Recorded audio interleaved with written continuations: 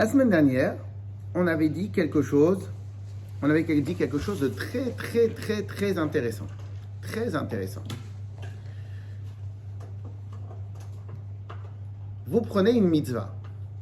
Alors, une des mitzvot les plus kadosh que nous avons, ce sont les tfilin. Vous prenez une mitzvah, tfilin. Tfilin, c'est du cuir. Les tfilin, comme le Sefer Torah, font partie des mitzvot les plus kadosh. Donc, un tzitzit, c'est pas kadosh, on va dedans aux toilettes. Ok? Donc, un tzitzit, c'est pas kadosh. Quand vous allumez les bougies de Shabbat, les bougies de Shabbat elles-mêmes ne sont pas kadosh. Les tzitzit, c'est pas kadosh. Donc, si on met un tzitzit par terre, c'est pas très grave. Non. Alors, le talit, il est un peu plus kadosh que le tzitzit, mais non, dans le principe, c'est pas très grave. Les mezuzot, c'est un peu, en fin de compte, dans la Kedusha, on a le Sefer Torah, les tfilin, les mezuzot. Et qu'est-ce qui fait que c'est kadosh ou pas kadosh? Alors, pourquoi? Parce que bravo, très bonne question. Parce qu'en vérité, alors, il n'y a pas que pour cela. C'est parce qu'en vérité, quand vous écrivez des tfilin, Hachem, il a donné sa volonté sur chaque millimètre. Il a donné sa volonté sur le parchemin, de quelle manière on fabrique le parchemin. Il a donné sa volonté sur quelle manière on fait l'encre. Il a donné sa volonté sur la forme des lettres. Il a donné sa volonté sur la personne qui écrit, sur l'encre, sur la plume, sur absolument tout. Donc en fin de compte, les tfilin sont une mitzvah qui exprime à 100% la volonté d'Hachem. Alors c'est les tzitzit aussi d'une certaine manière, mais le tzitzit, oui, le fil, mais pas le talit. Donc le talit, il est quelconque. Vous prenez une souka, vous prenez quoi? Des morceaux de bois, mais les morceaux de bois, ils ont été fabriqués ailleurs pour une autre raison et vous récupérez. Donc en fin de compte, plus la volonté d'Hachem s'exprime dans les moindres détails, plus la chose, elle est kadosh. Ok? Mais ça ne change pas qu'on peut avoir, quand on allume les bougies de Shabbat, donc la bougie en elle-même, elle n'est pas kadosh, mais moi, au moment où je fais la mitzvah, je suis kadosh. Le moment où moi je fais la mitzvah, je suis kadosh. Okay? Donc il y a une différence entre au moment où moi je fais la mitzvah et ce que la mitzvah en elle-même. Donc plus la mitzvah elle exprime à 100% la volonté d'Hachem, plus. Je vous donne un exemple. Est-ce qu'il y a plus important que la mitzvah de Avat Israël? La mitzvah de Avat Israël, c'est extrêmement important. C'est plus qu'important, c'est super important. Pourtant, la mitzvah de Avat Israël n'a pas de Kedusha. Pourquoi? Parce qu'elle peut s'exprimer dans absolument tout. Elle s'exprime dans un sourire, elle s'exprime dans porter des courses, elle s'exprime. Okay? Donc, il ne faut pas confondre la Kedusha de l'objet et la Kedusha quand on fait une mitzvah. Quand on fait une mitzvah, quoi qu'il arrive, le Ben Israël il devient kadosh. Okay? Mais après, il y a un objet, un tfilin, même si le tfilin, il n'a même pas été utilisé, il est déjà kadosh. Parce qu'au moment de la fabrication, il était déjà fait sur le moment de l'Hachem. Donc, ne pas confondre les objets qui sont kadosh ou pas kadosh. Le mariage, c'est une grande mitzvah. Oui. Grande mitzvah. Et la bague, elle est kadosh? Non. La bague, elle n'est pas kadosh. Pourtant, c'est une très grande mitzvah. C'est une mitzvah hyper importante. Ok? La brit mila, c'est kadosh ou pas kadosh? Bien sûr, c'est la chose la plus importante. Mais le couteau, il n'est pas kadosh. Il a été acheté en Chine. Ok? Donc, le moment de la mitzvah, au moment où on fait la volonté d'Hachem, en fin de compte, plus la volonté d'Hachem est exprimée. Donc, au moment où j'allume les bougies de Shabbat, elle est où la volonté d'Hachem? Dans la mitzvah. Donc, moi, je deviens kadosh. L'action devient kadosh. Mais les bougies en elles-mêmes, c'est des bougies entre guillemets quelconques. Donc, ils servent à une mitzvah. Mais on ne peut pas dire et en plus, surtout que pour les bougies de Shabbat, que le but, il est juste d'avoir de la lumière. Donc, ce n'est pas la même chose que, par exemple, Hanouka. À Hanouka, on ne peut même pas utiliser pour rien l'huile qui reste. Okay? Donc il y a plusieurs degrés de Kedusha, mais ça ne change pas. Ça, c'est par rapport à l'objet. Et par rapport à nous, ça ne change rien. Quoi qu'il arrive, au moment où on fait de la mitzvah, et ben, en fin de compte, quoi qu'il arrive, il y a de la Kedusha par rapport. Parce qu'en fin de compte, la Kedusha, ça veut dire, comme on va étudier plus tard, c'est chaque chose qui est annulée devant la volonté d'Hachem. Ok? Alors maintenant, mais alors, pour revenir sur l'histoire du tefillin. Donc, le tefillin, c'est hyper kadosh. Mais si vous regardez bien, c'est du cuir. C'est de l'encre. C'est de la calligraphie. Ok? Et encore pour les tefilines, on a dit que c'était une des choses les plus kadosh. Mais après, on va dire aussi la même chose pour la souka, la même chose pour autre chose. Ok? Et en fin de compte, qu'est-ce que Hachem il a fait? Eh ben, il nous a dit que quand vous écrivez que les tefilines sont kadosh, etc., et quand on fait la mitzvot, c'est kadosh. Très bien. Mais comment on peut expliquer qu'un objet avec un matériau aussi banal devient aussi kadosh? Allez expliquer à quelqu'un que ce truc-là, eh ben, il y a Hachem dedans. Il n'y a pas Hachem dedans, c'est du cuir. On est d'accord? Donc, qu'est-ce qui se passe? On pourrait éventuellement dire, bon, on ne comprend pas trop. Je vais revenir sur un exemple qu'on va utiliser maintenant. Donc, en fin de compte, qu'est-ce qu'on a dit? On a dit, Hachem s'est contracté à 10 milliards, bravo, à 10 milliards de niveaux. Et il n'y a que lui, Hachem, qui peut faire ça. On a expliqué la semaine dernière, dans l'endroit où tu veux voir la grandeur d'Hachem, tu vois sa capacité à se contracter. Ok? Et donc, en fin de compte, qu'est-ce qui s'est passé? Hachem, il est venu et il a réussi à se contracter lui-même, à se contracter dans cette paire de tefilines. On ne va pas rentrer maintenant, qu'est-ce que ça veut dire se contracter pour Hachem, etc., etc. On a largement le temps de revenir. Mais Hachem s'est contracté à 2 milliards de pourcents dans la paire de tefilines. Donc, lorsque maintenant je mets les tefilines, après je vais détailler plus de choses parce que c'est un suite, parce que peut-être madame, c'est un suite de la semaine dernière, donc après on va revenir un peu plus dans les détails. Donc lorsque maintenant, on met les tefilines, bah, quelque part, j'actionne le bras, je fais des grands mots comme ça, parce qu'après vous allez voir où je vais en venir. Donc j'actionne le bras, je me calque mon bras au bras d'Hachem. C'est fou de dire ça, mais c'est spirituellement la réalité qui se passe. Puisqu'en vérité, les 613 mitzvot sont les 613 membres du corps d'Hachem, comme on avait un peu vu tout en haut. Ok? Donc cela veut dire que quand je mets les tefilines, je me calque mon bras au bras d'Akadosh Baruch Hu. Quand une dame, elle allume les bougies de Shabbat, donc elle fait exactement la volonté d'Hachem à ce moment-là. Alors encore une fois, on va dire, mais attends, mais c'est un peu gros ce que tu dis. Quand Mashiach va venir, on va voir de nos propres yeux. Mais en vérité, c'est exactement ça ce qui se passe. Ok? Très bien. Après, on va revenir un peu sur les points, vous allez voir où je vais en venir. Et en fin de compte, on dit, mais comment c'est possible d'attraper Hachem? Hachem, il est omniprésent, il est partout. Comment tu peux me dire que tu attrapes Hachem avec du cuir? Et là vient l'exemple qu'on a dit la semaine dernière, que tout le monde a apprécié. On a dit l'exemple. Si maintenant vous prenez votre enfant dans les bras, maintenant votre enfant dans les bras, il a un pull, il fait très froid, un tricot, un tzitzit, un pull, une chemise, une jupe, ce que vous voulez, etc., etc., etc., etc. Il a 3-4 couches d'habits. Il a ses gants, il a une cagoule. Donc, en fin de compte, vous l'attrapez, mais vous ne l'attrapez pas lui. Vous ne le touchez même pas physiquement, vous ne touchez même pas le corps de votre enfant. Votre enfant, il considère ça comme un câlin ou il ne considère pas ça comme un câlin? Oui. Bien sûr qu'il considère ça comme un câlin. Il est touché par l'amour que vous lui avez donné? Bien sûr qu'il est touché par l'amour que vous lui avez donné. Et est-ce que vous considérez ça? Est-ce que vous pouvez dire, j'ai attrapé mon enfant? Bien sûr que j'ai attrapé mon enfant. Mais quelqu'un il va dire, mais t'es fou, t'as pas attrapé ton enfant, t'as attrapé son pull. Mais qui est à l'intérieur du pull? C'est mon enfant. Cela veut dire que n'importe quelle personne sur Terre considère que peu importe l'enveloppe qui entoure ce que nous attrapons, dès lors que la personne se trouve à l'intérieur de cette enveloppe-là, peu importe le niveau, je l'ai attrapé. Ok? Et ça veut dire que après maintenant, comment Hachem il a fait pour faire ça? Il y a un autre chapitre, la deuxième partie du Tanya, c'est Shara Yichud Ve'aimuna. Beaucoup de livres expliquent comment c'est possible qu'Akadosh Baruch Hu se contracte. Ça, c'est encore une autre question.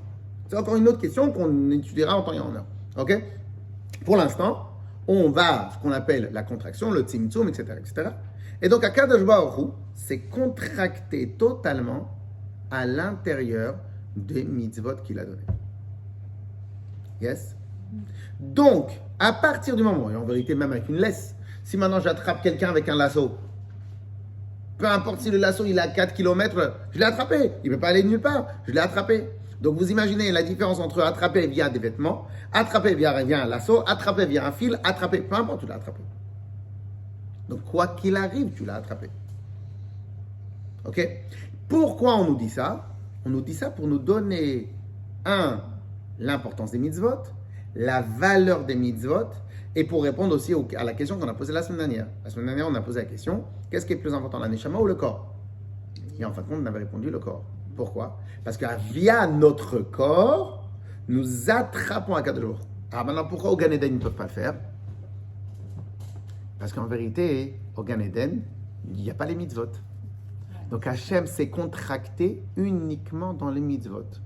Là-haut, dans le Gan Eden, on va profiter des efforts que nous avons fournis dans ce monde-là. Donc les mitzvot, on les a que dans ce monde-là. Ok? Et c'est pour cela que même lorsque maintenant quelqu'un il est parti à 120 ans, ben en faisant des mitzvot, on lui rajoute sur son compte. Mais pourquoi il a besoin de tout rajouter sur son compte? Il est à côté d'Akadosh Baruch Hu. Parce que Akadosh Baruch Hu, là-bas, il ne s'est pas contracté autant qu'ici. Ici, il s'est contracté. Je termine sur un point important qu'on a dit la semaine dernière. Et on avait dit mais comment, qu'est-ce que ça veut dire qu'à travers une seule mitzvah, une seule petite action, on attrape Hachem? Alors rappelez-vous, parce que c'est très important ce qu'on a dit la semaine dernière, la possibilité qu'on a de devenir dépressif en une seconde, ou de devenir joyeux en une seconde. Vous mettez votre tête comme ça, vous marchez comme ça, vous devenez dépressif. Vous marchez le sourire, juste le sourire, mettez le sourire jusqu'à là-haut. Essayez, vous allez voir. Essayez, mettez le sourire jusqu'à là-haut, et vous allez voir que tout d'un coup, vous allez être besimcha. La simcha, c'est un élan du cœur, un élan d'aneshama, c'est un état d'esprit, c'est un événement. On nous raconte plein de choses sur la simcha. On nous raconte des milliards d'explications sur la simcha, mais en fin de compte, on ne sait même pas c'est quoi. En fait, c'est beaucoup plus simple. Souris jusqu'à ce que tu as des crampes, souris, et tout d'un coup, tu vas être de simcha. Et là vient ma question, comment une forme de visage peut changer mon état d'esprit? La forme de ma bouche et de ma joue va changer mon état d'esprit, va changer mon énergie, va changer ma vision. Parce que quand quelqu'un est bessimcha, sa vision du monde elle est différente. Va changer ma vision du monde juste parce que j'ai fait ça. Comment vous expliquez ça? Réponse. Akadosh Baruch Hu, il a organisé le monde de cette manière-là. C'est que si vous avez pas les attitudes, les mouvements clés, on va dire, les mouvements clés, et bien Dieu, il a fait que dans certains mouvements clés, il a inclus tout l'amont des mouvements clés. Donc en vérité, celui qui est simcha, il sourit. Donc il y a une expression de sa simcha. Ben, celui qui sourit, il devient simcha. C'est un mouvement clé, que ce mouvement clé-là, il révèle l'attitude et il fabrique l'attitude. Donc en vérité, ce que le Tanya nous dit, c'est pas une innovation. C'est pas une innovation de nous dire qu'à travers une action, je peux dévoiler plus d'énergie, je peux dévoiler une attitude, je peux dévoiler un état d'esprit, je peux dévoiler la réalité d'une personne, je peux dévoiler quelque chose de beaucoup plus profond. C'est pas nouveau. On l'a dans notre corps tous les jours. Comme je l'avais raconté avec les enfants, vous voyez des enfants énervés, vous leur faites monter les sourcils, c'est terminé, ils peuvent plus être énervés. Hein? Donc en fin de compte, qu'est-ce qui se passe? Vous voyez bien que c'est comme ça que Dieu a créé le monde. Et on apprendra plus tard avec la chassidoute que la chassidoute n'est pas venue pour nous apprendre des choses qui n'existent pas. Elle est venue nous apprendre aussi d'exploiter ce qui existe, sauf que nous, on ne l'avait pas vu jusqu'à maintenant. Ok? Et surtout le Tanya qui apprend ça. Et donc, cela veut dire qu'en vérité, de la même manière qu'avec une action hyper simple. Une fois, quand j'étais plus jeune, on est dans l'entrepôt de mon père. Ils avaient marqué combien on a besoin de développer de muscles pour faire la tête, pour faire une chaîne. Ok? Et combien on a besoin de développer de muscles pour sourire. Pour une chaîne, je ne sais pas combien il faut, des muscles dans le visage, il faut faire plein de choses, ça contracte plein de choses. Pour sourire, c'est 4 muscles. Avec 4 muscles, vous changez votre vie. Vous pouvez même changer votre santé. Puisqu'en fin de compte, grâce à la simcha, on a une meilleure santé. Vous pouvez changer votre vie, votre santé, votre état d'esprit, votre vision des choses, votre énergie. Vous imaginez avec seulement 4 muscles? Et celle des autres. Celle des autres. Et celle des autres. C'est communicant. Vous imaginez? Avec 4 muscles. Pourquoi? Parce que c'est un mouvement clé. De la même manière, dans les paroles, il y a des paroles clés. Un exemple, vous dites à votre enfant, j'ai confiance en toi, plus que fais attention à toi. Fais attention à toi, vous l'avez angoissé, j'ai confiance en toi, vous l'avez propulsé. C'est un mot-clé. C'est des mots-clés qui amènent. Et bien, si maintenant ces mots-clés-là, ils existent dans le monde que Dieu il a créé, lui, il n'a pas la possibilité de faire les mêmes mots-clés pour les mitzvot.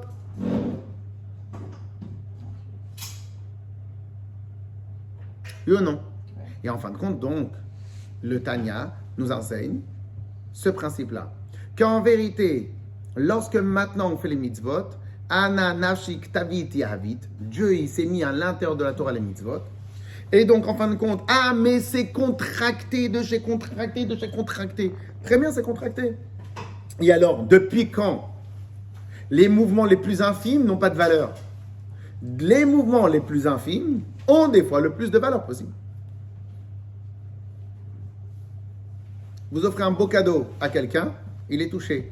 Vous offrez un beau cadeau et vous personnalisez la couleur, c'est rien, c'est le même prix. Il est encore plus touché. Mais c'est rien, c'est un détail. Clair?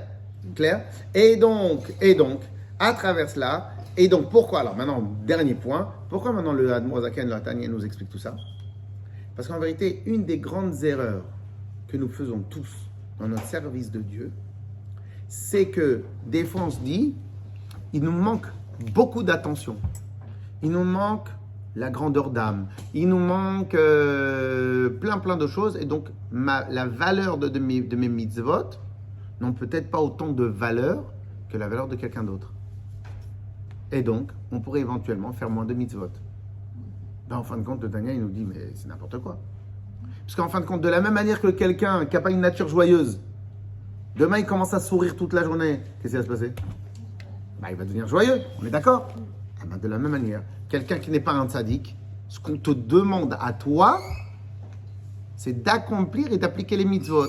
Et en accomplissant les mitzvot, tu descends des mots-clés, que ces mots-clés-là, eh ben, ils ont une explosion, ils explosent ta relation avec Hachem dans tous les domaines. Ah, mais pourtant, quand j'ai pris mon enfant, il était avec il était comme ça, en boule de neige, plein de camouflage.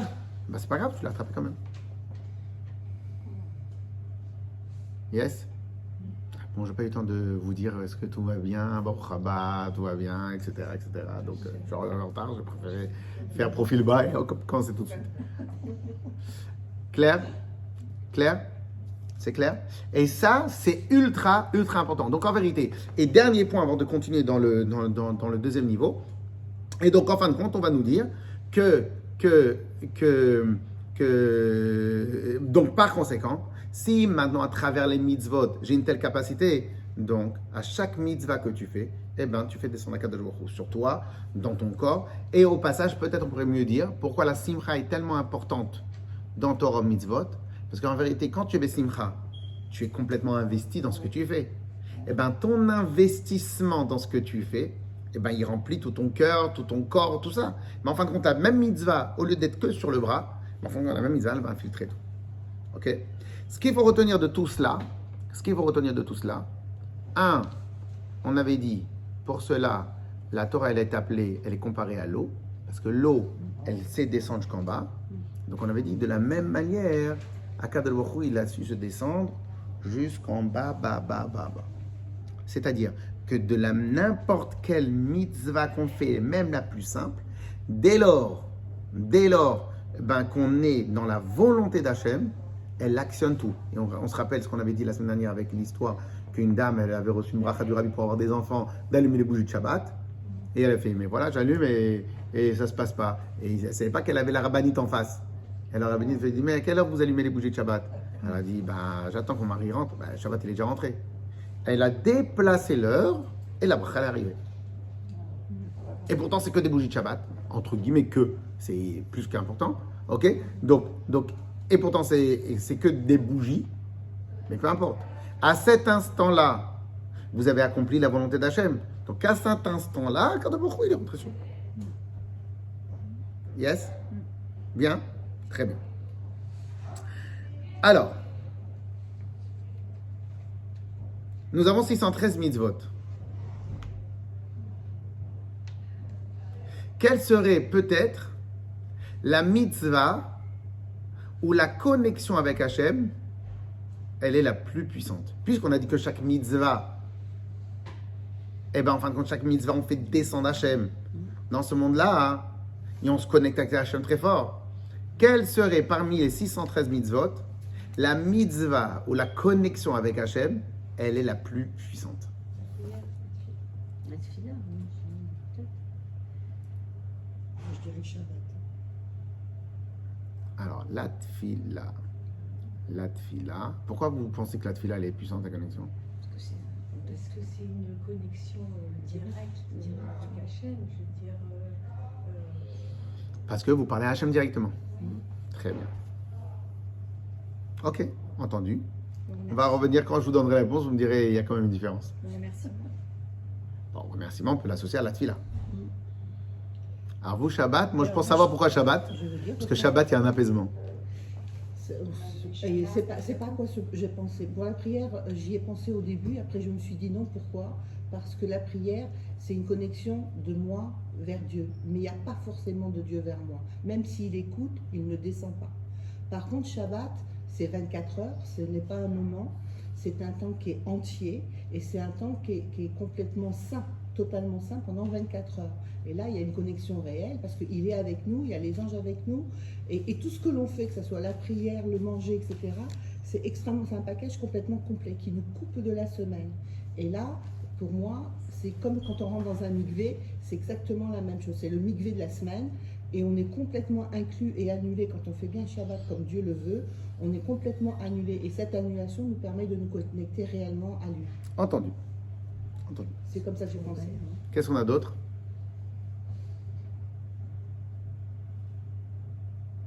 Rachel? Étant donné qu'on a dit à Tefila et Shabbat, je dirais le migré. Vous parlez, alors moi je pense que c'est lié avec le fait qu'il y a l'entourage, le mikvé, l'annulation de soi, très bien. On peut répéter précisément la question? Quelle serait la mitzvah où l'attachement et la connexion avec Hachem serait la plus puissante? Est-ce qu'il y en a une qui est plus importante que l'autre? Non, je n'ai pas dit plus importante. J'ai dit la connexion plus puissante, pas plus importante. Pas de mitzvah plus importante. Mais par rapport à la connexion, donc automatiquement, la mitzvah, elle a une autre valeur aussi, liée avec la connexion. Mitzvah des femmes, des hommes ou peu importe? C'est une mitzvah qui touche tout le monde. Alors c'est vrai que les hommes, ils y sont plus astreints, mais ça touche tout le monde.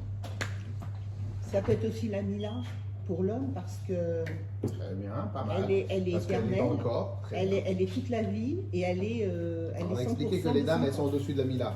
Et Donc, ouais. Mais oui. donc peut-être que Mila. les dames, elles l'ont intrinsèquement. Très bien, très bien. C'est encore peut-être plus fort que le Shabbat parce que c'est. Pour l'instant, vous avez donné toutes des bonnes réponses, mais pas la bonne réponse. Bah ouais, ça je m'en doute. La tzedaka? De toute façon, sinon, vous ne serez pas là pour étudier. Exactement. Vous avez la réponse. La tzedaka? Alors, la tzedaka aussi est une des mitzvot les plus importantes de la Torah, et on expliquera un autre moment pourquoi. Mais là aussi, je ne pense pas à cela. Ok. Alors, on va se rappeler d'un point qu'on vient de dire.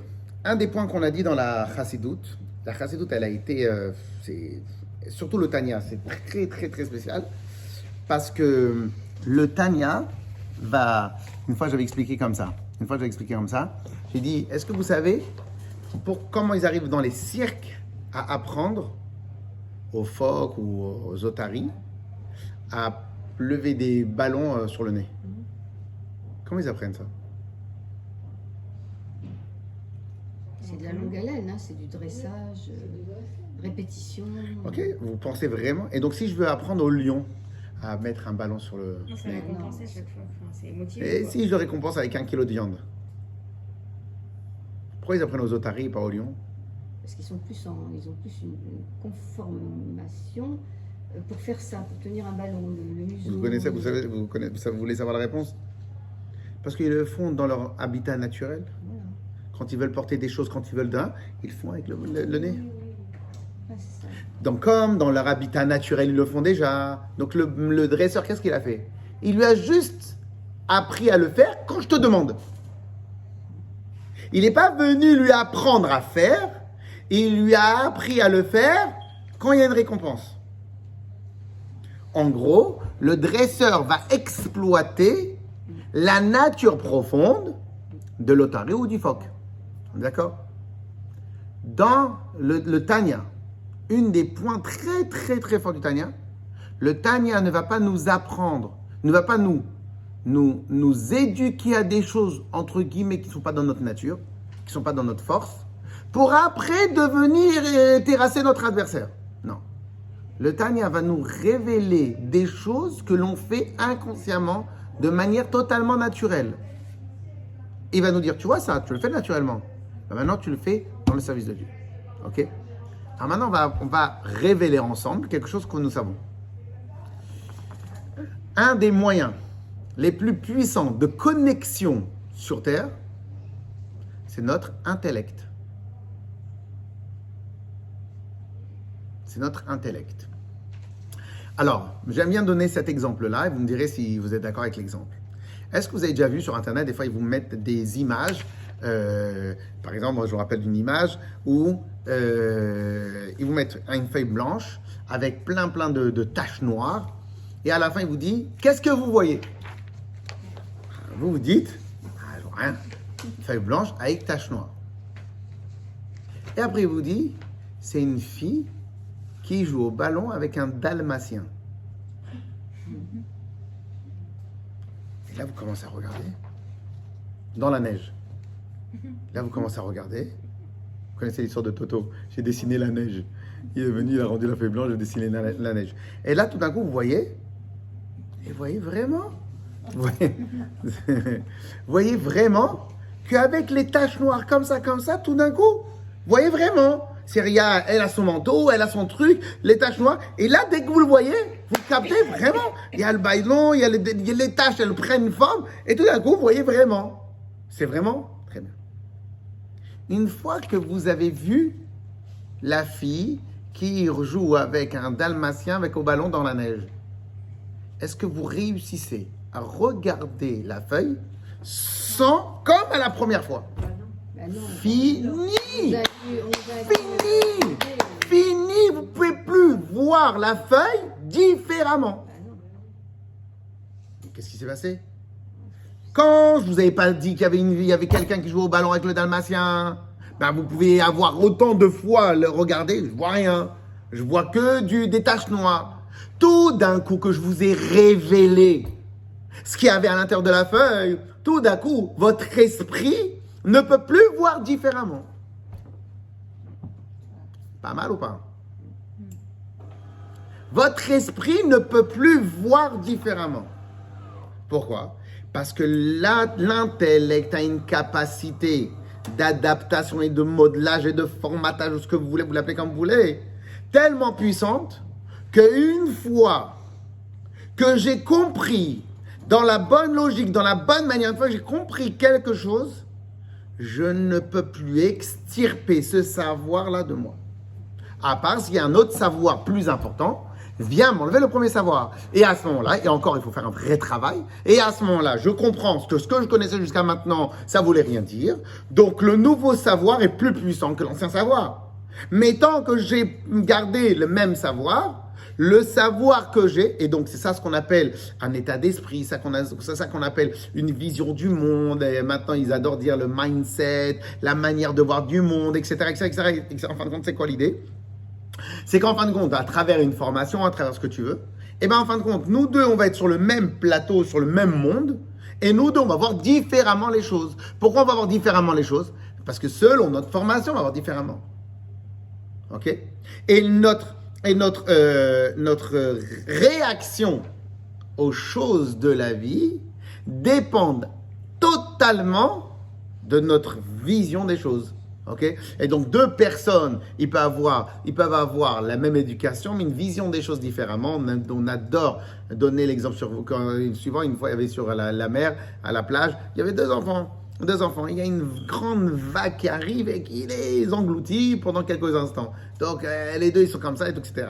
La vague, elle s'en va. Les deux, ils se retrouvent sur la plage. Un, il est éclaté de rire par terre. Il se roule par terre. Qu'est-ce que c'était rigolo. Et t'as l'autre, il est en train de pleurer autour de chez sa mère. Ils ont vécu la même situation tous les deux. Mais en fin de compte, selon l'éducation qu'il a eue, selon sa nature, et ben la même situation, il trouve ça une expérience exaltante. L'autre, la même situation, il trouve ça comme on m'a dérangé, on m'a sorti de ma truc, et j'ai eu peur, etc., etc. Ok? Donc, cette vision-là, elle fait partie intégrante de notre vie. Très bien.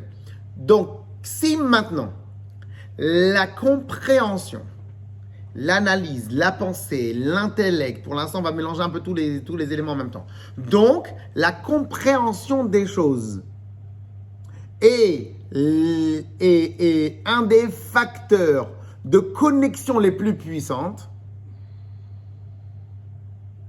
Donc, quelle serait la mitzvah avec le facteur de connexion la plus puissante? L'étude et la compréhension de la Torah. Par contre, je voudrais aller plus loin, parce que je n'ai pas de réponse. C'est que là, il y a, à mon avis, deux formes de compréhension. On peut comprendre des choses et qui restent extérieures à nous, et une compréhension qu'on vit, qu'on intègre complètement. Et je ne sais pas qu'est-ce qui fait qu'on intègre ou qu'on n'intègre pas cette compréhension. Comme vous venez de dire, il reste extérieur de vous, c'est-à-dire qu'en fin de compte, ou bien vous ne l'avez pas compris totalement, ou bien vous n'avez pas modelé votre savoir par rapport à cette information-là. Ça veut dire quoi, pas modelé? En fin de compte, des fois, il y a des informations que on comprend, mais on n'accepte pas trop. D'accord. Ou bien parce qu'on l'a pas saisi totalement, ou bien parce que c'est une information que je pas que je renie, mais que je contredis ou je suis pas d'accord au fin fond de moi. Je comprends. Ok? Donc en fin de compte, je l'ai pas intégré totalement. Ou bien parce que j'ai pas compris, ou bien parce que tout simplement quelque part je suis pas d'accord. Donc du fait que je suis pas d'accord, mais par contre, et c'est pour ça qu'en vérité, dans notre travail d'étude, la révision, dans l'étude, la révision est la chose la plus importante. Bien sûr. Les chassidim disaient que c'est mieux d'étudier un Mahamar, donc une étude 40 fois, plutôt que d'étudier 40 études une fois. Pourquoi? Parce que le fait de multiplier les études, à aucun moment tu as vraiment maîtrisé la chose. Parce qu'en fin de compte, à aucun moment, la chose et toi sont devenus un. Par contre, lorsque tu étudies une chose 40 fois, la chose, elle est devenue imprimée totale. Imprimée totale. Un gars, il m'a dit que, je crois 613, un chiffre fou, il avait décidé d'étudier un Mahamar 613 fois. Je lui dis bravo, là, déjà 3, 4 fois, 5 fois, c'est... Même 100 fois déjà, ça me paraît... Et en plus de ça, il me dit à chaque fois, il découvre quelque chose de nouveau. Ok? Bon, en tout cas, l'idée, elle est de s'imprégner. Donc, si on garde ce qu'on a étudié dans le chapitre 4, que Hachem s'est contracté dans les mitzvot. Sauf que quand je mets les tefilines, est-ce que mon bras change de métabolisme après les tefilines? Non. Pourquoi?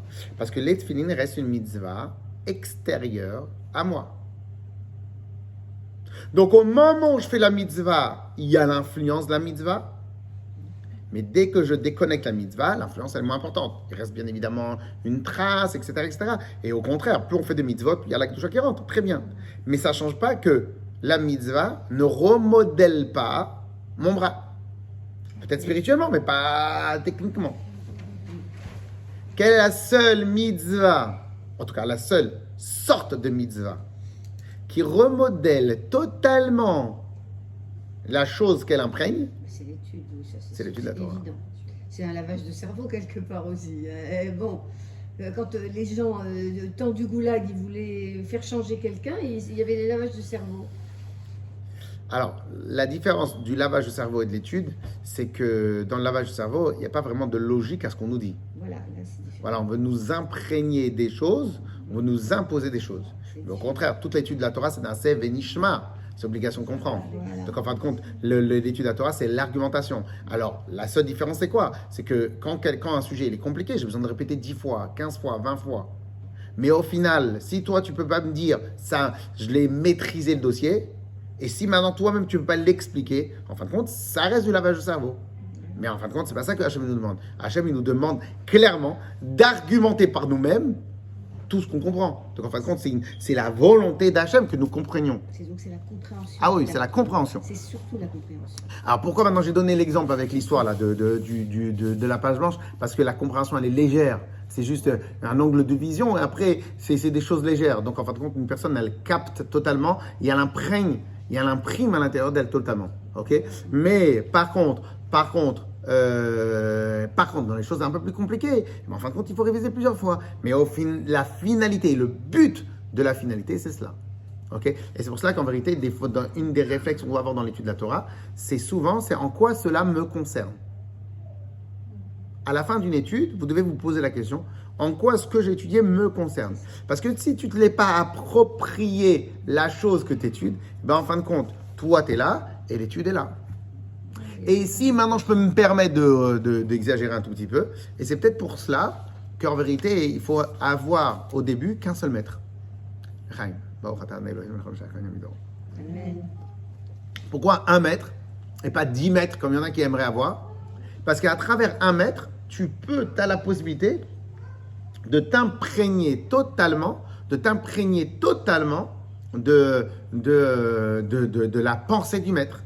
Alors que si tu as plusieurs maîtres, ben en fin de compte, chaque maître il a une pensée différente. Donc en fin de compte, tu n'as que des éléments disparates. Tu n'as que plein de petits éléments. Et en fin de compte, il n'y a aucun moment où on pourra dire, voilà, c'est ça la logique dans laquelle tu es. Et qu'au même temps, tu t'es modelé par rapport à l'enseignement du maître. Ok? Et c'est pour cela qu'en vérité, tout celui qui étudie la Gemara à fond, ben en fin de compte, il voit, à part 2 ou 3 traités de Gemara, la quasi-totalité de la Gemara garde le même processus d'enseignement. Sujet, question, la manière comme on contredit, la manière. Donc il va y avoir 5, 10, 15, 20 mouvements, mais ces 20 mouvements, c'est des mouvements répétitifs. Donc le sujet, il est différent, ça c'est sûr, mais l'approche du sujet, il reste le même. Ce qui fait que quelqu'un qui va étudier la Gemara, répéter, réviser, à la fin, son esprit, il va avoir un esprit critique qui va être dans tous les mouvements de sa vie la même chose. Et il va dire, ok, mais si maintenant tu dis comme ça, et si maintenant tu dis comme ça, il va pouvoir jongler, etc., parce qu'en fin de compte, c'est modelé. Et donc, l'avantage, c'est que dans la Gemara, la quasi-totalité de la Gemara, puisqu'elle a été compilée par 2 grands maîtres, Ravina et Ravashi. Donc ces 2 grands maîtres-là, eh ben, ils ont gardé la même chose. Il y a 1 ou 2 ou 3, je crois, Masechet, qui ont été faits à un temps différent. Ils n'ont pas été travaillés comme il faut. Donc la composition du texte, l'écriture, la plume du texte, elle est un peu différente, mais sinon la quasi-totalité de la Gemara, c'est toujours la même chose. Donc quelqu'un qui va étudier, ben, en fin de compte, après, il capte directement. Donc cela veut dire. Et donc, on a un maître. Donc tous les maîtres de la Gemara ont été retranscrits via 1 ou 2 maîtres, et ces 2 maîtres-là, qui ont fait l'unanimité dans leur temps, ces 2 maîtres-là, en composant et en recompilant, retranscrivant la Gemara avec la même méthodologie, ce qui fait que n'importe quel élève peut se retrouver dans n'importe quel endroit de la Gemara, peut comprendre. Et mieux que cela, puisque c'est la méthode d'étude de la Torah, en fin de compte, on peut retrouver facilement ce mode de réflexion dans à peu près partout dans toute la Torah entière. Okay, sauf que dans d'autres endroits, c'est un peu plus compliqué parce que c'est plus résumé, plein de choses. Mais la méthodologie, elle est quasi totale. Bon, c'est une méthodologie basée sur la logique, etc. Okay. Donc, ce qui veut dire par là que si maintenant j'ai plein de maîtres, donc à aucun moment je capte totalement un mouvement de pensée, donc je ne peux pas m'attacher avec le maître. Et aussi pour cela, maintenant on peut mieux comprendre pourquoi même le rabbi, lorsque maintenant il a voulu expliquer dans un Yom Yom comment on s'attache au rabbi, parce que les chassidim, ils ont l'obligation de s'attacher au rabbi. Alors il dit, il souligne, venir voir le rabbi n'est pas suffisant. Pourquoi n'est pas suffisant? Parce qu'à la rigueur, quand tu vas voir le rabbi, tu fais la mitzvah d'aller voir ton rav. Mais la mitzvah, elle reste extérieure à toi. Alors que si tu veux pouvoir te connecter plus profondément avec ton rabbi, tu dois apprendre aussi sa manière de penser. Et elle se retrouve dans les livres. Donc maintenant que je vous l'ai expliqué, je vous repose la question. Quelle est la mitzvah avec le mode de connexion le plus puissant? Ah ouais? Et maintenant vous trouvez ça hyper logique. Vous avez vu? Et maintenant vous pouvez même plus l'enlever de votre tête. Vous allez pouvoir même le répéter à quelqu'un d'autre facilement.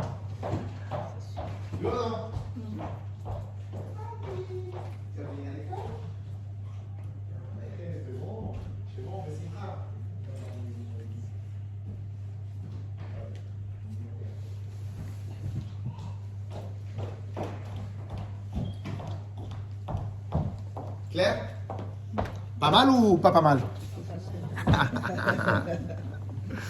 Après, elle mettra aussi sur Google les étoiles. Hein? Alors, d'un côté, on a les hommes qui ont plus la mitzvah d'étudier. Alors, je vous l'ai dit, peut-être parce que les femmes, elles n'ont pas besoin de ça, entre guillemets. Mais quoi qu'il arrive, même les femmes, elles ont besoin d'étudier pour enseigner, etc., etc. Et donc, c'est pour cela qu'en vérité, dans la Torah, Baruch Hashem, on a de la Torah à tous les goûts, à toutes les sauces et à tous les domaines. Pourquoi? C'est trop tard. C'est trop tard. De quoi? Parce que je ne peux pas revenir en plein milieu. Si. Et donc, à tous les goûts et à tous les sauces. Un exemple, une histoire de tzadikim. Dans l'histoire des tzadikim, si vous avez capté la logique de l'histoire, vous êtes attaché à de la Torah, etc., etc., etc. Il y a tous les niveaux. Et plus on arrive à modeler son esprit au modèle de la Torah, et bien plus, en fin de compte, on a capté à l'intérieur de nous. Et maintenant, on peut mieux comprendre pourquoi même quelqu'un, à part les personnes âgées, même quelqu'un qui fait beaucoup de mitzvot, on ne se lève pas devant lui. Par contre, un Talmid Chacham, qui a beaucoup de Dieu, on se lève devant lui. Pourquoi? Parce que comme la Torah, elle remodèle quelqu'un, donc lui, qui est un Talmid Chacham, qui a beaucoup étudié, en fin de compte, lui, c'est un morceau de Torah. Celui qui fait des mitzvot, bien sûr, il est kadosh, mais ce n'est pas le même niveau. Ok? Yes? Allez, Otosef et Bio. Donc, comme maintenant le Admor Hazaken, il veut nous enseigner comment on fait pour se connecter avec Hachem comme il faut, donc c'est pour cela qu'il va nous rajouter. Otosef et Bio. Dans la page, normalement c'est la page 16 à gauche. Perek He, 5e chapitre.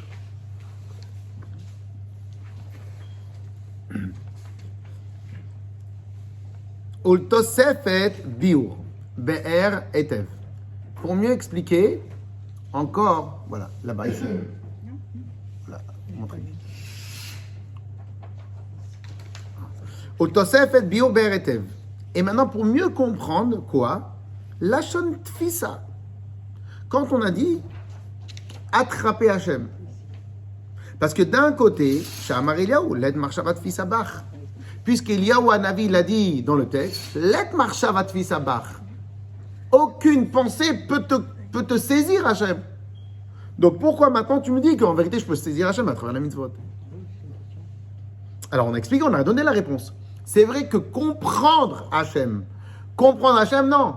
Mais Hachem, lui, donc mon fils en hiver, Je peux pas l'attraper. Ah non, mais j'ai envie de te toucher. Il fait moins 40, maman, j'enlève la main, il va avoir mal. Oui, mais j'ai envie de te toucher. Maman, c'est pas comme ça qu'on fait. D'accord ou pas? Donc, il y a des fois où je peux pas attraper mon fils comme ça, sans les habits. On est d'accord? Mais ça change pas que je l'ai attrapé. Donc, d'un certain côté, on a la capacité de saisir Hachem, mais pas Marshava, pas Hachem, la pensée d'Hachem tel qu'il est, mais tel qu'il s'est habillé et tel qu'il s'est habillé à l'intérieur des mitzvot. Comme on a dit, moi, je n'ai pas la capacité de devenir Bessimcha, mais Dieu, il a créé à l'intérieur de cette forme-là du visage un vecteur et un vecteur total de Simcha. Ok? Donc moi, je ne suis pas assez chacham pour devenir Bessimcha tout seul.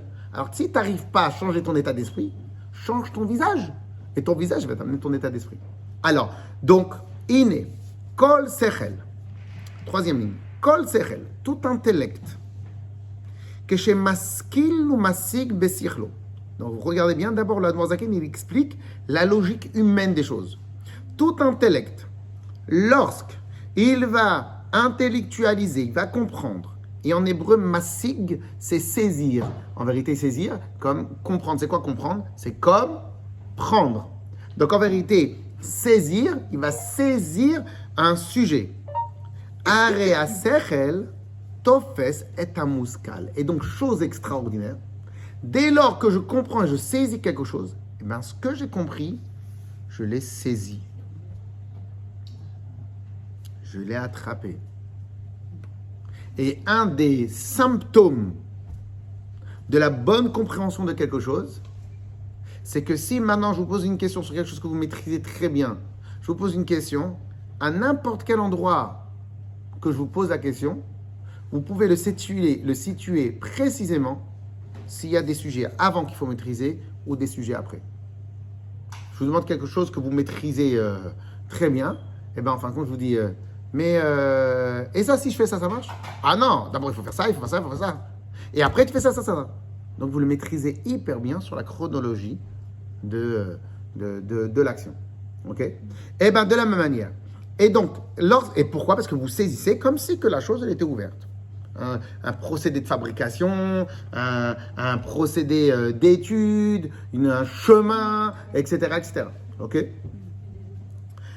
Hein? Alors, ou maskil ou massive sechel, eze muskal, area sechel, tofes c'est un muskal. Donc, mon intellect saisit l'idée, saisit la chose. Ou makifo besichlo. Et il entoure la chose, il le maîtrise, il est à l'extérieur, il est à l'intérieur, il le traverse, plus ma compréhension elle avance, plus ma compréhension elle est précise, plus je maîtrise du fond en comble. Maintenant, de l'autre côté, comme je vous ai montré l'histoire de la feuille, alors ça va en deux sens. Veha muskal, est-ce que j'ai compris? C'est fou parce que c'est vraiment la réalité de la compréhension. Nitfas ou mukaf ou mloubash betoch hasechel. Il est attrapé, il est saisi et il remplit mon intellect. Comme l'histoire de la feuille avec le dalmatien. C'est-à-dire que maintenant l'information, eh ben c'est imprimé, je ne peux même pas la désimprimer. Donc la connexion elle est comment? Eh ben, en fin de compte, pourquoi les taches d'huile, elles sont plus difficiles à partir? Parce qu'en fin de compte, l'huile, elle s'infiltre dans les moindres. Donc plus elle s'infiltre dans les tissus de l'habit, moins j'ai de facilité à l'enlever. Eh ben, on a un outil qui s'appelle l'intellect.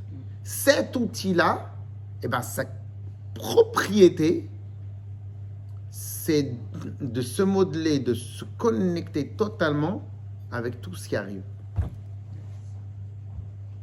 Même quand on dit que quand l'homme et la femme vont se marier, ils vont devenir une seule chair, c'est quoi la chair? Une seule chair, c'est l'enfant. Mais sinon, sur Terre, il n'y a pas de possibilité de connecter totalement deux choses. Eh bien, en fin de compte, Dieu, il a fait en sorte que dans l'intellect, la connexion, elle est tellement puissante qu'une fois qu'on est connecté, on ne peut pas se déconnecter. Ça devient un. On a appris dans le Pirkei Avot de cette semaine, la semaine dernière, on a appris qu'il est interdit d'oublier la Torah. Là-bas, il a marqué. C'est quoi oublier la Torah? Mais des fois, on peut oublier des choses. Ok? Alors non, si tu t'organises pour oublier, ça veut dire que si tu t'organises pas pour oublier, tu ne peux pas oublier. Pardon, si maintenant tu t'organises, sinon c'est beaucoup plus difficile à oublier. Parce qu'une fois que tu t'es connecté, tu t'es connecté. Pourtant, moi je suis désolée, mais moi je suis désespérée de voir que j'étudie des fois beaucoup et que je ne retiens pas ce que j'étudie. Je ne retiens pas. Je le comprends, je l'assimile, et des fois après je voudrais expliquer, ou voudrais citer à mon fils, lui réexpliquer et tout, je ne répète pas pareil. Et je me rends compte que après une semaine, j'oublie. Vous avez répété combien de fois le sujet que vous avez étudié? Une fois. Honnêtement, une fois. Ah bah ouais. C'est la raison pour que vous croyez que Ah ouais. Oui. Parce que Bah, ça c'est comme s'applique une pas. leçon Moi, je suis à à l'école, des gens si comme tu l'as vous fait qu'une qui fois. savent faire des cours et Et si tu veux garder qui en parlent, mémoire, Moi, je ne suis pas capable de faire ce que vous faites. Hein. Mais, et pour nous, la même chose. Si on vous parle d'un sujet qu'on ne maîtrise pas, bah, ou vous allez sentir, ou on ne peut pas, parce que nous, on parle des sujets qu'on maîtrise. Et vous révisez plusieurs fois.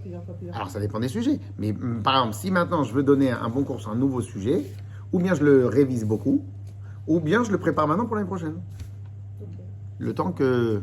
Non, mais ça, le temps que je me l'approprie. C'est comme une leçon à l'école, quoi. Ou une poésie, tu dois apprendre plusieurs fois pour la maîtriser. Oui, c'est sûr que la poésie, il faut la réviser. Je les ai oubliés. On a beau Non, mais la poésie, le problème de la poésie, c'est que la poésie, il n'y a pas beaucoup de logique. Oui, C'est juste du par Même cœur. une leçon, Mais même une leçon intelligente, et c'est pour ça qu'on a toujours cette sensation-là, qu'on apprend quelque chose, quand je veux répéter à quelqu'un d'autre, j'arrive plus. Parce qu'en vérité, l'autre, il t'a raconté avec des exemples, des trucs, des choses, mais en fin de compte, il faut réviser. Ah non, mais de toute façon, sans réviser, oubliez. À part des choses que vous maîtrisez vous-même, et c'est juste l'exemple qu'on vous a donné. Donc là, vous y arrivez plus. Ok? Alors, j'ai des cas où j'ai étudié beaucoup pour pouvoir répéter. Ça m'est déjà arrivé. J'ai révisé plusieurs fois pour pouvoir bien répéter. Et au moment où je le répète, la personne, quelques temps après, comme c'est frais dans ma tête, j'ai une grande maîtrise et je peux vraiment faire le cours sans regarder mes notes ou quoi. Mais un mois ou 2 mois plus tard ou un an, n'en parlons pas, je suis incapable de me souvenir. Je ne pourrais plus le refaire. Et pourtant, je m'étais imprégnée de la chose. Il faut plus s'imprégner. C'est-à-dire qu'il faut réviser Non, mais il y a des fois, on s'attache à la forme. Et on n'a pas saisi le fond. Et donc, si on s'attache à la forme, on n'a pas saisi le fond, la forme, elle peut disparaître. Si on s'attache au fond, donc on a compris le fond, donc en fin de compte, le fond, lui, prendrait une autre forme. Le fond, il reste. Voilà, le fond, il reste. L'idée générale, Le fond, il reste. Mais je ne peux pas le développer comme Voilà, je l'ai en fin de compte, parce qu'une forme, elle dépend de beaucoup de choses. Aujourd'hui, je ne peux pas vous expliquer quelque chose comme j'aurais expliqué il y a 10 ans, il y a 15 ans. Ok? Donc, Un sur le même ne se ressemble pas forcément. voilà, donc en fin de compte, la forme, elle a changé, le truc, mais le fond, il change pas. C'est pour ça que la Torah, elle est éternelle. Parce qu'en fin de compte, il y a la forme, comme on va expliquer les situations, mais la Torah elle-même, le fond, il ne change pas. Moi, je suis admirative des tzadikim qui sont capables, comme on parle qui dit Gemara machin, truc, où il y avait la phrase machin, et il n'a même pas le livre sous les yeux, quoi. Je veux dire, ça me tue, moi. Ça me tue. ça tout Je suis le temps, incapable de il faut faire faire ça. ça. Vega Masechel. Ils ont une mémoire. Non, ils n'ont pas de mémoire, ils révisent. Ils révisent énormément. Vega, et même eux, à leur niveau, il y a des choses qu'ils oublient. Sauf que nous, on ne le voit pas, parce que... Vegam Asechel. Donc, je suis à la... Vegam Asechel, jusqu'à la 5e avant-dernière ligne. Vegam Asechel memlubash bemuskal. Et même mon intellect, il est complètement... Il habille le sujet habille mon intellect, au moment où je maîtrise. L'exemple,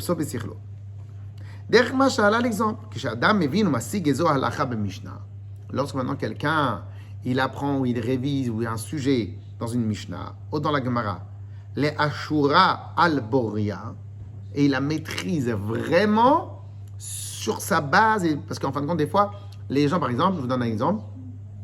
Des fois, les gens, Baruch Hashem, avec toutes les Gemarotes en aramé, en français, ils ont été traduits, tout ça.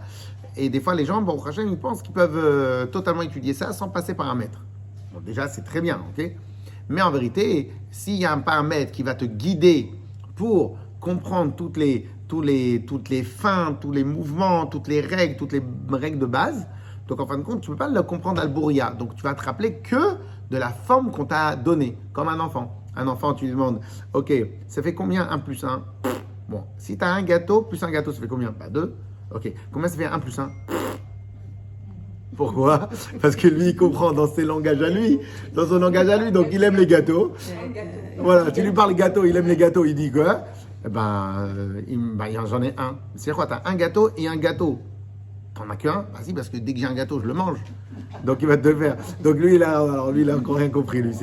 C'est ok? Mais donc par contre, Al-Bouria, c'est-à-dire que je comprends vraiment tous les mouvements, tous les Aresirlo tofes umakifota. Et donc son sechel, son intellect, va saisir totalement le sujet. Vegam sirlo merubash ba beota hashar. Le sujet, je vais le maîtriser. Moi, je vais être maîtrisé par le sujet parce que le sujet va remplir ma tête, va remplir tout du début jusqu'à la fin. Yes? Et donc, Veine alachazo, on passe, la deuxième page. Maintenant, dans le cadre de l'étude de la Torah, c'est quoi cette halakha-là? Veine alachazo, cette halakha-là, chokhmato veretzono, shel HaKadosh Baruch Hu. Cette halakha-là, c'est quoi? C'est l'intellect et la volonté de Dieu. On est d'accord? Donc, en fin de compte, quand j'ai saisi une halakha, j'ai saisi quoi? J'ai saisi l'intellect de Dieu. Donc, c'est vrai que si maintenant, moi, parce qu'en fin de compte, est-ce que moi, je peux saisir la grandeur du rabbi? Non. Mais lorsque le rabbi m'enseigne une sikha, m'enseigne une halakha, ou une sikha, ou un sujet, le sujet, je l'ai maîtrisé, mais puisque le sujet émane du maître, donc j'ai saisi selon mes capacités de compréhension, ou je saisis le 3 millième niveau, ou je saisis au deuxième millième de niveau, au millième niveau, au premier niveau. C'est autre chose. Mais lui, il a contracté sa pensée dans un domaine, dans un sujet. Donc, de la même manière, quand on donne un exemple, des fois, quand on donne aux enfants des exemples, en fin de compte, les enfants, ils vont saisir que cet exemple-là. Et plus tard, quand ils vont comprendre, là, ils vont déshabiller l'exemple. Ils vont comprendre la vraie source de pensée. C'est pour ça que des fois, ils vont se retrouver 10 ans plus tard, ils vont dire, ah, mais maman, elle m'avait déjà dit ça. Papa, il m'avait déjà dit ça. Mes parents, ils m'avaient déjà enseigné ça. Mais j'ai pas compris jusqu'à maintenant, mais tu l'avais déjà en tête. Parce que jusqu'à maintenant, ils n'avaient jamais vécu la situation. Donc, ils ont gardé que l'exemple tel quel. Mais l'exemple, eux, ils l'ont saisi. Donc, après, quand ils vont grandir par leur expérience, ils vont déshabiller l'exemple pour garder le fond. On va enlever la forme, on va garder le fond. Et en fin de compte, le fond, je l'avais déjà. C'est pour ça que plus on étudie quand on est petit, plus on apprend, plus on éduque bien, plus on leur donne des expériences aux enfants, et plus ils vont assimiler dans leur petit microcosme, ils vont assimiler leur petite expérience. Mais cette petite expérience-là, en fin de compte, elle va être déshabillée et elle va se révéler et ils vont prendre une autre ampleur. Ok? Ce sera que l'ampleur qui va être différente. Mais ce sera que l'ampleur qui va être différente. Mais le sujet en lui-même, il va être maîtrisé. Est-ce que quelqu'un qui a su maîtriser une classe de 10 élèves, de 20 élèves, est-ce qu'il peut maîtriser une classe de 40 élèves? Ouais. A priori, oui, s'il a bien maîtrisé la première. S'il a maîtrisé 40 élèves, il peut maîtriser un amphithéâtre de 100 élèves? Oui, a priori. Si par contre, j'ai réussi à 2 élèves, mais pas réussi à 5 élèves, donc ça veut dire que toi, tu arrives seulement quand les gens ils sont vraiment sous ta main. Avec ton expérience, tu vas maîtriser. Okay? Mais une fois que j'ai passé une certaine ampleur, une certaine maîtrise, après, c'est plus qu'une question d'ampleur. Ok? Alors, donc, donc là, ce que j'ai étudié, c'est l'intelligence et la volonté d'Hachem. Que la volonté d'Hachem, elle a été telle, que lorsque maintenant quelqu'un va me prendre mes clés, et moi, je lui dis, mais c'est mes clés. Non, mais c'est pas tes clés, il n'y avait pas la trace. Oui, mais moi, voilà la trace que je l'ai fait comme ça. Donc, moi, je vais argumenter cela. Donc, la Gemara, elle parle des arguments potentiels que je peux donner. Et lui, il va argumenter des contre-arguments. Donc, la Gemara aussi va parler de ces contre-arguments-là. OK? Mais tout ça, c'est inclus dans la volonté d'Hachem. Et l'histoire des clés, ou l'histoire de la vache qui a été encornée, ou l'histoire du talit que j'ai perdu, qu'on m'a retrouvé. Tout ça, ce n'est que des habits à la volonté profonde d'Hachem. Donc de la même manière que les tefillin, c'est un habit au tefillin d'Hachem, de la même manière que les bougies de Shabbat, c'est un habit à une autre des autres volontés d'Hachem, une des 613 mitzvot, de la même manière, l'étude va être un habit de la volonté d'Hachem. Ok? Vekar dech mashal Shimon, kar vekar. Et donc lorsque Reuven, il va argumenter, il va revendiquer ça de cette manière-là, et Shimon va répondre ça de cette manière-là. Et donc la volonté d'Hachem qui a été travaillée par les Chachamim pendant toutes les générations, et donc en fin de compte les Chachamim ont dit c'est comme ça la volonté d'Hachem. C'est pour ça que les Chassidim, quand ils parlent dans la Gemara de Halacha, ils disent pas Rabbi Antel il a dit ça. Les Chassidim dans certains cas ils disent Rabbi Antel dit que la volonté d'Hachem c'est ça.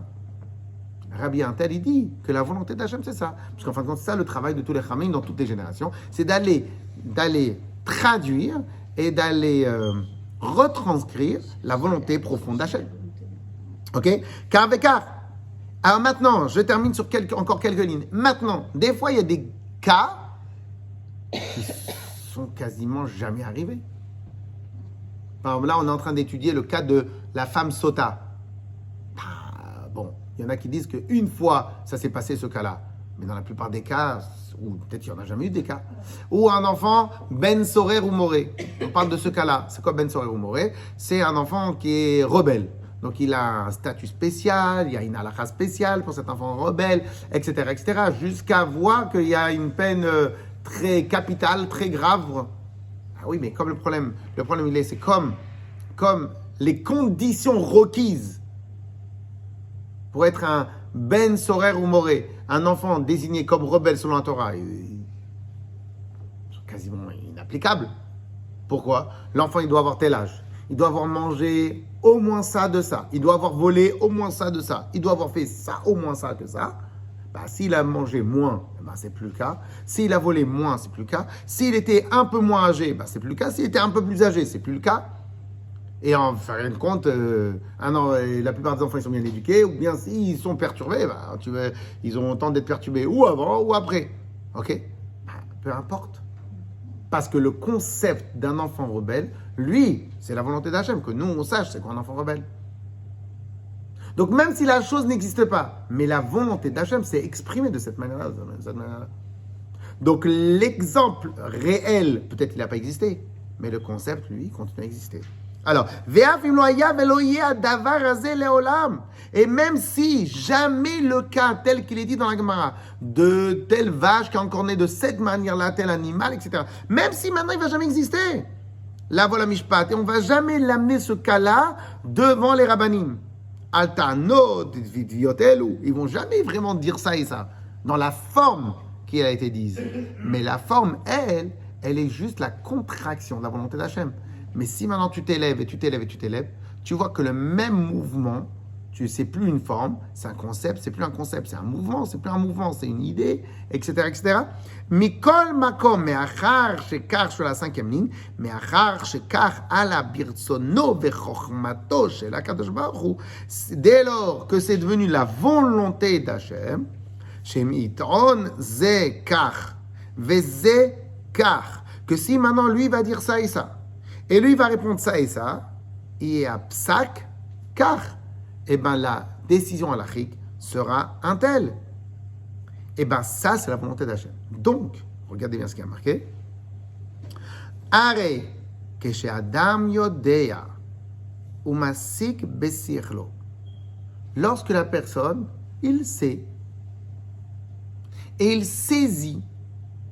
Alors, c'est marrant parce que je viens de me rendre compte que savoir, par exemple, il sait, c'est aussi les mêmes lettres que saisir. Oui. Donc il y a une différence entre saisir et savoir et c'est qui vient du langage c'est savoir, mais bon, c'est juste pour la séquence académique. Keshadam yodea umasig besichlo. Lorsque maintenant quelqu'un il saisit, il comprend dans son intellect psakze, donc cette halakha-là, donc cette halakha qui a été retravaillée par la Gemara, la Mishnah ou les décisionnaires. Et bien, si je maîtrise celle-là, Arezé Masik Vetofes ou Makif Besirlo, Retsono, Vechochmato, Shelakadosh Baruch. Et donc, en fin de compte, le même élément qu'on a quand je fais les tefilines, le même élément que j'ai quand je mets les tzitzit, le même élément que j'ai quand je fais attention à la cache-route, quand j'enseigne une histoire à mes enfants, etc., etc. Pardon, parce que l'enseignement de l'histoire, c'est la Torah. Lorsque maintenant je fais une mitzvah de n'importe laquelle, Tzniut, Birkat Amazon, la bracha, etc. Donc la même mitzvah que je fais, que Akadosh Baruch Hu s'est contracté à l'intérieur de cela, et bien ce même élément, je l'ai, donc la contraction d'Hachem dans la mitzvah, mais la même contraction d'Hachem, elle est dans cette idée-là. Et bien, dès lors que j'ai capté cette idée-là, et ben, j'ai saisi la mitzvah ou la volonté d'Hachem. À la différence que dans les tefilines, la mitzvah elle se sépare à un moment ou à un autre. Alors, on a dit tout à l'heure, dans l'intellect, la mitzvah, ce que je comprends, il fait un avec mon intellect. Par conséquent, quelle est la mitzvah qui a le plus haut taux de connexion? C'est l'étude de la Torah. Je crois qu'elle va mettre 5 étoiles, je crois même aussi.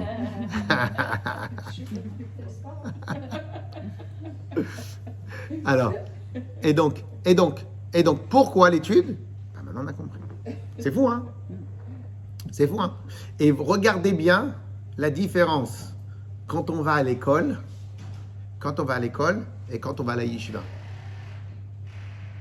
Une fois, il y a dans un des livres, alors, je crois que le livre il s'appelait Oppenheimer, je crois Oppenheimer ou un autre, je ne me rappelle plus. C'était un jeu qui s'était totalement égaré, mais égaré à l'autre côté de l'univers.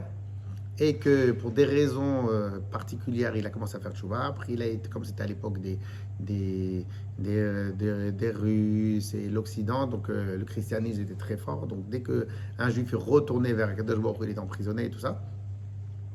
Et parmi les choses, alors j'espère que je ne me trompe pas de titre, mais l'idée, ça c'est sûr. Parmi les choses, quand il arrivait voir le Rav pour avancer, il fait « Ok, vous faites quoi là ?» Les enfants, ils voient les enfants au Cheder. Il fait « Vous faites quoi là ?» Vous étudiez. On étudie. Ok, pourquoi vous étudiez? Pour étudier. Ok, mais pourquoi vous étudiez? Pour étudier. Et lui, il dit, et dans l'histoire, on explique qu'en fin de compte, si vous allez à l'école, pourquoi vous étudiez? Pour avoir un bon travail. Pour avoir un bon travail. Pourquoi vous apprenez? Et c'est pour ça que des fois, maintenant, les enfants, à un certain âge, je dis, ouais, mais à quoi ça va me servir? Parce qu'en vérité, dans toutes les études qu'on a voulu enseigner aux enfants, à tout le monde, il y a un but spécial pour avoir un travail, n'importe quoi. Ok? Donc il y a un but qui est autre que l'étude lui-même. Dans l'étude de la Torah, il n'y a pas d'autre but que d'étudier elle-même, que l'étude elle-même. Alors au passage, quand même, pour la rigolade, une fois il y avait un des grands savants grecs qu'une fois, il y a quelqu'un qui est venu apprendre quelque chose et à la fin il a dit mais à quoi ça va me servir votre histoire là de mathématiques? Alors il a été vexé, il a dit à son chamage, il a dit à son élève, il fait donne-lui 2 euros. Il pense qu'à chaque fois qu'on doit étudier ça doit servir à quelque chose. Bon. Mais sinon, malheureusement, la plupart des gens, quand ils étudient, c'est pour que ça serve à quelque chose. Si ça ne sert pas, ils en auraient un peu rien à fiche. Et bien, en fin de compte, dans l'étude de la Torah, ça doit pas, le but de l'étude, ça ne doit pas servir. Puisqu'en fin de compte, chaque chose que je maîtrise, c'est une connexion en plus avec Hachem. Donc, puisque le service de Dieu, l'objectif du service de Dieu, c'est de se connecter avec Hachem. Donc, le but de l'étude, c'est l'étude elle-même. Puisqu'en fin de compte, l'étude elle-même, c'est la connexion avec Hachem. Mais ça nous sert de toute façon, même si c'est pas dans le but d'eux, puisque ça nous apporte, ça nous enrichit, ça nous fait évoluer, ça nous fait grandir, ça nous fait changer. Donc alors nous on a des esprits qui demandent, et c'est pour ça que des fois on va à des cours qui nous intéressent, des fois il y a des cours qui ne nous intéressent pas. Donc on a un esprit aussi de bien sûr vouloir s'élever, s'avancer. Mais c'est pas la finalité du but. La finalité du but. Et c'est pour cela que quelqu'un qui étudie des sujets de tous les jours, Shabbat ou n'importe quoi, ou quelqu'un qui étudie des sujets de l'époque du Beth Amikdash, dans tous les cas de figure, on a le même niveau de connexion. Parce que dès lors que j'ai compris la chose, donc j'ai saisi, puisqu'en fin de compte, Akadosh Baruch Hu c'est habillé de la Torah, ou c'est habillé dans la Torah, c'est investi, c'est contracté à l'intérieur de la Torah. Donc n'importe quel sujet de la Torah que je vais pouvoir saisir, etc. Et c'est pour cela qu'à l'époque de Hanouka, un des plus grands problèmes et attaques des Grecs, de l'hellénisme contre la Torah, c'est pour ça qu'on dit à chaque fois qu'à Hanouka, la Torah a failli disparaître. C'était quoi un des plus grands attaques? C'est qu'ils disaient, non, étudie la Torah. Mais ne me dites pas que c'est Dieu qui l'a donné. Ça va, ça va. Donc ils ont voulu enlever toute divinité, toute connexion avec Hachem. Ils ont voulu qu'on aille à la Torah comme on va à l'académie.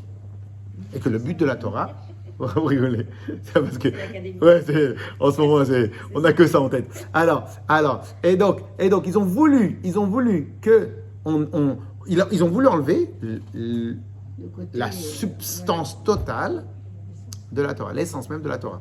Alors qu'en vérité, le seul but, et c'est pour cela que des fois, quand vous entendez sur les grands tzadikim, les grands rabbanim, qui révisaient 1000 fois, 100 fois, à un moment, vous dites, mais pourquoi ils révisent autant? Une fois que tu connais, ça va, passe à un autre sujet. Parce que l'objectif n'est pas de passer à un autre sujet. L'objectif, c'est combien la chose va m'imprégner à l'intérieur de moi. Parce que plus je m'imprègne de la chose, plus je m'imprègne à Kadosh Baruch Hu. Donc la vision, elle est totalement différente. Il n'y a pas une vision qui va après cela. Ça, c'est le but. Et donc c'est pour cela encore qu'on pourrait redire ce qu'on avait déjà dit à plusieurs reprises, que dans la religion juive, dans la Torah et les mitzvot, nous sommes la seule religion qui a une mitzvah d'étudier. Toutes les autres religions, ils ont une mitzvah d'appliquer. C'est-à-dire tu dois connaître ce que tu dois appliquer. Mais une fois que tu connais ce que tu dois appliquer, tu n'as pas une mitzvah de répéter, de réviser et d'apprendre. Et c'est pour ça que dans la Torah, on a tellement de livres. Il n'existe aucune haute science bien définie qui a autant de livres. Il peut y avoir plein de livres sur plein de sciences différentes. Mais bon, dans la Torah aussi, il y a beaucoup de sujets différents. Mais pourquoi il y a eu tellement de livres? Parce qu'en fin de compte, à chaque fois, on a l'obligation de mieux comprendre, et de mieux saisir, de mieux réviser, et de mieux savoir quelle est la volonté d'Hachem à chaque fois. Bon, ça sert à rien de vous dire que je suis fan de la Torah, mais... Ok? Alors, et on termine cette petite phrase, comme ça la semaine prochaine on continue. Vezot ma'ala. Alors, 2 secondes. Non, j'étais au... Alors, 18, 2, 4, 6, 8. Alors, une 8e ligne. Retson vechormato shel telet marshvati sabe velo bertsono vechormato kim bitlavshutam be'alachot aruchot lefanenu. Et donc, je ne peux saisir la vraie volonté d'Hachem que dans sa forme contractée à l'intérieur de notre étude. Vegam sichlo melubash bahem. Et au final, même mon intellect va être habillé à l'intérieur. Alors, j'aimerais vraiment que chacune regarde ici 2, 4, 6, 8, 10, 11e ligne. Vehu yichud, je vous fais la traduction bien lentement. Vehu yichud. Et donc l'étude, c'est yichud. Montrez-lui, Kochava. Montrez-lui. Vous êtes 2, 4, 6, 8, 10, 11e ligne à la fin.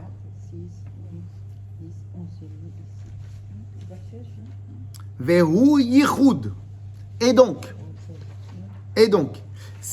quand tu as saisi un sujet, vehu yichud, et c'est une unité nifla, merveilleuse dans le sens extraordinaire.